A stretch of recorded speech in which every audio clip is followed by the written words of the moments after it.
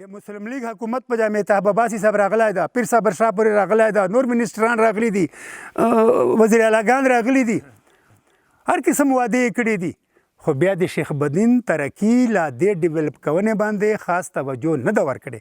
او زه به دا ووایم چې که دا په لکې مروت چې نه په بل ځای کې بیا نو دا به دومره یو سیاحتي مقام و چې دنیا به ورته راتله، څرنګه کالام ته ځي، سوات ته ځي. بغر بران د کا وړا وړا ژلیې ما خوستن سړې سلیې. جنوبي پښتونخوا خلکو لپاره شیخ بدین د سیالګرۍ یو تاریخي ځای دی، خو څه د حکومتونو عدم توجه ده او څه د ماحولیاتي بدلون څپېړو ورځ په ورځ د شیخ بدین ښایست مدم کړی.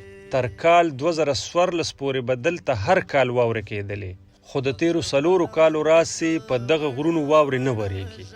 بلخوا د شیخ بدین په لمن کې لکي سیمنټ فیکټري ده، د کومې سره چې د ځایي خلکو معیشت تړلی دی، خو د دې فیکټرۍ له وجې هم د شیخ بدین ماحول ته لوی نقصان رسېدلی.